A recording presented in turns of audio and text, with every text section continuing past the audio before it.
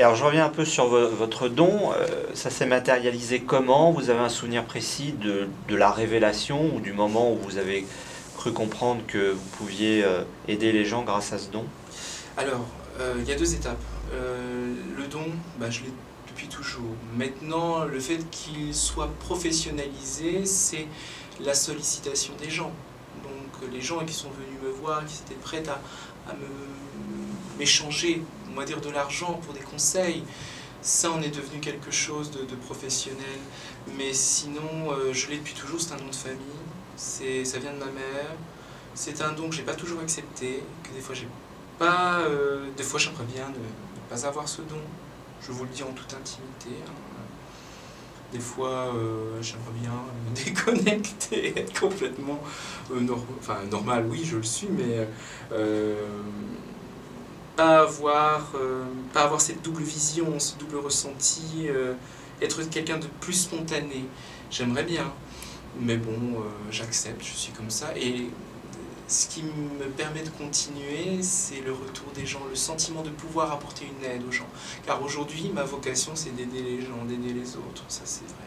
Vous disiez donc que dans vos consultations, vous aviez l'acte de donner. Est-ce qu'il y a une consultation qui vous a particulièrement marqué? Vous avez obtenu un résultat qui vraiment était tout à fait intéressant, exceptionnel, ou quelqu'un que vous avez vraiment beaucoup aidé? Oui, oui, en effet. Une consultation peu probable. C'est une personne qui revenait d'Australie. Elle cherchait du travail. Elle revenait d'Australie, elle n'en a pas trouvé. Et elle ne me l'avait pas dit. Elle m'avait pas dit ça. J'ai dit, mais vous avez laissé quelqu'un de très très loin, très loin de vous. Vous allez y retourner et je vois que tout va marcher pour vous parce que vous allez vous unir avec cette personne.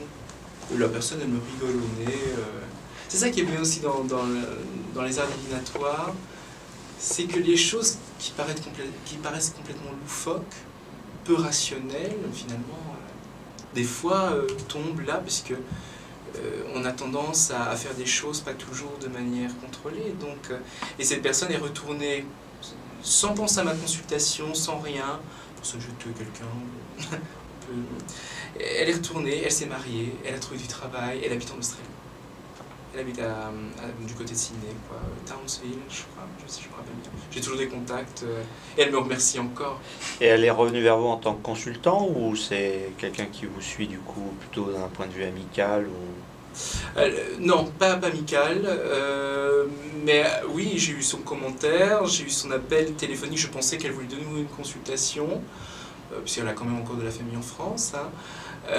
Non, elle m'a vraiment appelé pour me remercier, cette personne, donc c'est ça qui est bien. Je me souviens, j'en souviens encore parce que ça... Même moi, quand je me dis, quand je me remémore, j'écoute, je me dis, c'est dingue, c'était une consultation...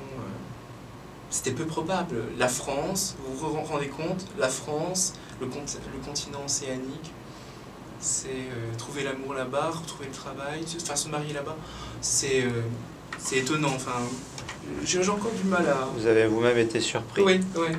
D'accord. Et du coup, est-ce que le voyant doit lui aussi s'imposer des règles par rapport au consultant? Alors, il y a des aspects de fréquence, par exemple. Il y a le fait de ne pas trop rentrer dans l'intimité des gens. Est-ce qu'il y a des limites que vous vous imposez qui font que vous estimez de ce fait être un bon voyant? Ah, mais ça, c'est une question pour les sceptiques, moi. C'est ce que j'entends, c'est une question plutôt pour les sceptiques. Moi, je tiens à rassurer les sceptiques, les gens qui ne sont pas très à l'aise avec la voyance. J'ai envie de leur dire que je ne vais pas là où ils ne veulent pas que j'aille. Tout simplement. Le respect est le b.a.-ba d'une consultation de voyance ou médiumnique. C'est très important parce que, déjà pour soi, c'est pas évident. On prend quand même des énergies. Alors oui, il y a une fréquence, il faut s'imposer d'arrêter à un moment donné. Pour moi, je parle uniquement pour moi. Je m'impose d'arrêter, même si j'ai envie, j'ai cette énergie qui pousse à toujours aider, mais je me dis non. À un moment donné, j'ai bien compris, grâce à certains amis qui ont un certain nom dans la voyance et dans les arts divinatoires. J'ai bien compris des fois que de dire non à une personne, c'était pas dire non, c'était de se dire oui à soi. C'est très important et c'est à ne pas négliger. Donc, oui, en effet. Mais du coup, est-ce qu'un consultant peut être un ami ou est-ce que vous scindez les deux? Un consultant reste un client, entre guillemets, quelqu'un qui vous appelle, que vous connaissez peu? Alors, un consultant est un consultant, c'est en rien un ami. Hein, non, ça ne peut pas être un ami. Je veux rester objectif et respectueux. C'est très très important, donc non, ça doit rester très neutre. Là par contre, on peut revenir sur le domaine de la psychologie. Je pense que quand on consulte un psychologue, on ne devient pas ami avec son psychologue. Hein. Donc ça, c'est vrai que sur le côté-là, je reviens sur ça, c'est vrai que ça peut être très complémentaire. Donc, un voyant, c'est un voyant. C'est pas l'ami, c'est pas le copain, c'est pas... Non, ça reste un voyant. Est-ce que donc vous échangez avec vos collègues parce que vous avez des interrogations, parce que peut-être aussi il y a eu des échecs, il y a des consultations qui vous ont particulièrement intrigué, étonné?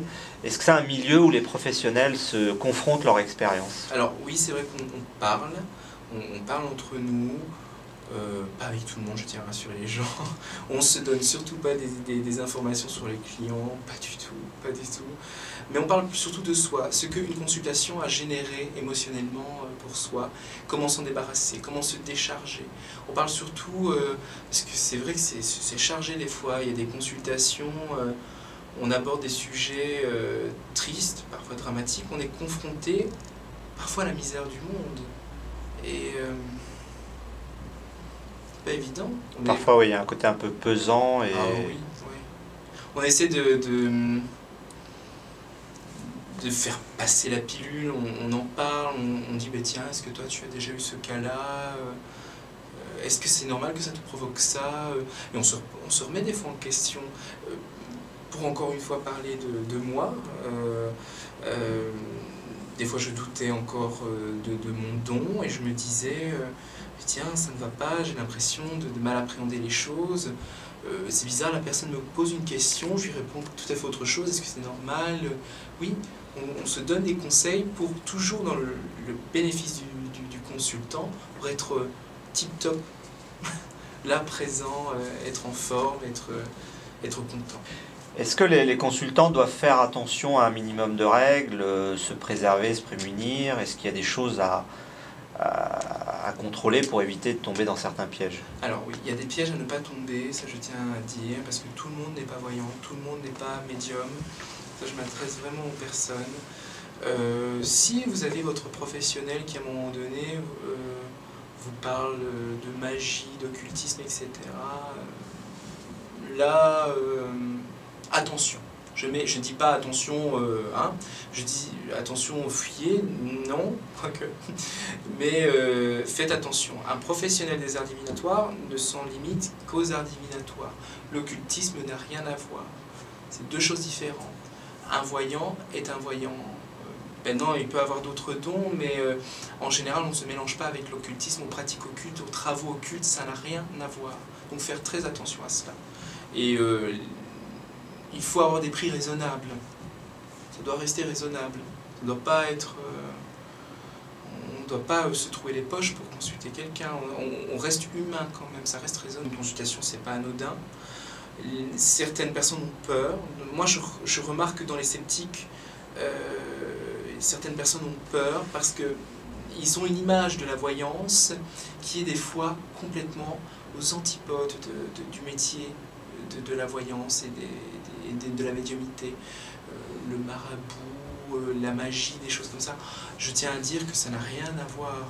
Donc, les sceptiques ont peur de ça, ils ont peur de l'arnaque, etc. Donc, on a encore beaucoup de choses à faire, nous professionnels des arts divinatoires.